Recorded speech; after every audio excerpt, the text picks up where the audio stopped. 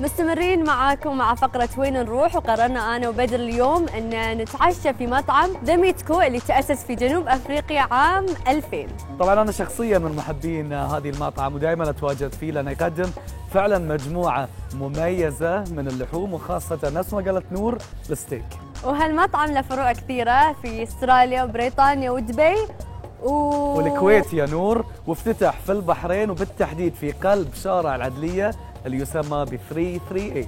ديكور مميز وجو جدا هادئ، ويقدم جميع أنواع الستيك وانواع اللحم اللي يقدمها هذه المطعم، اللحم الامريكي والاسترالي والافريقي، وايضا اللي ما يحب اللحم يقدر يجرب عندهم الدياي، الربيان، السي فود بشكل عام، يعني مو بس مقتصر على الستيك بل يرضي كل الاذواق.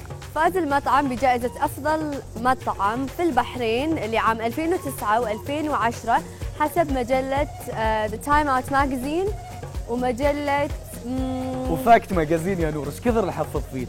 خلونا ندش داخل ميت كمباني وجولة وين نروح.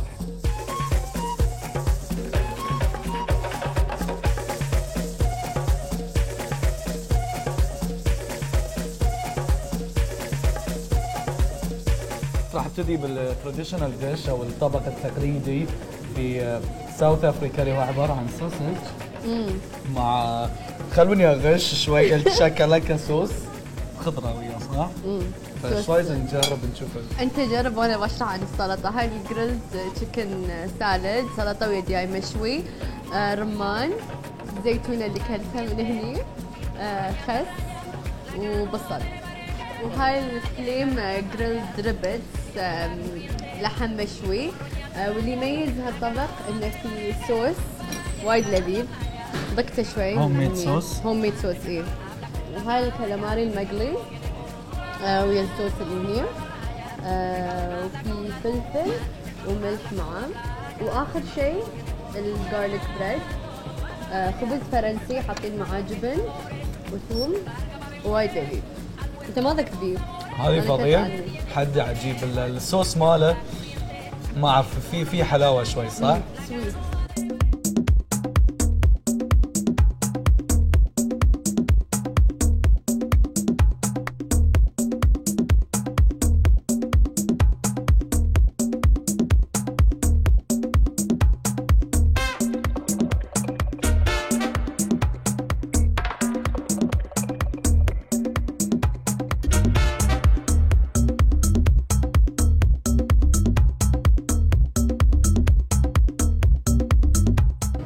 اللي قالوا ميت كمباني. الميت كمباني يعني انواع غريبه من اللحم اول مره اشوفها. راح ابتدي بالامريكان انجس بيف. هذه يمكن من اجود انواع اللحم، يبين شكله غير.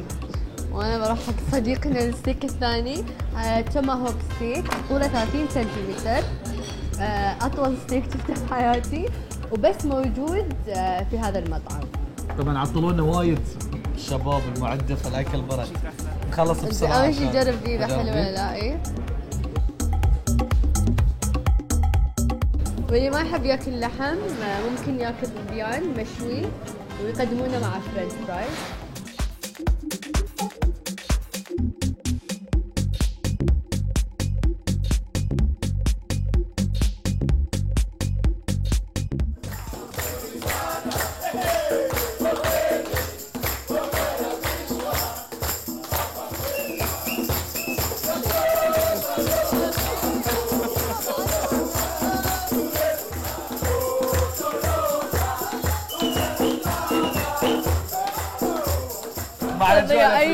فظيعين يعني هاي كانت الاجواء الافريقيه ومعاها خلصنا المين ديش.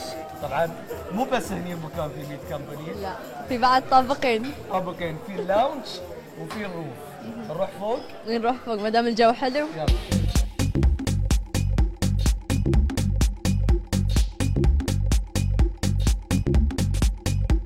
المكان وايد حلو في الروف توب. ايش رايك؟ مكيف ما يرد علي.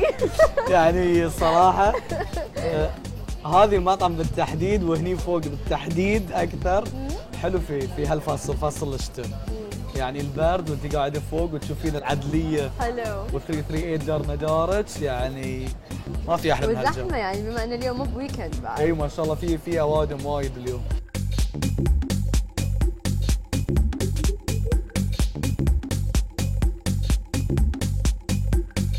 وصلنا طبعا للديزرت الحلويات. هذه البودنج الافريقي التراديشنال بعد، وهاي البيكن باي بعد مع كراميل وايس كريم، وذي التيراميسو. وموضوع القفشه هذه وايد حلوه. وبس يعني بناكل ونرجع للاستوديو. نرجع بروح الاستوديو يوم الخميس.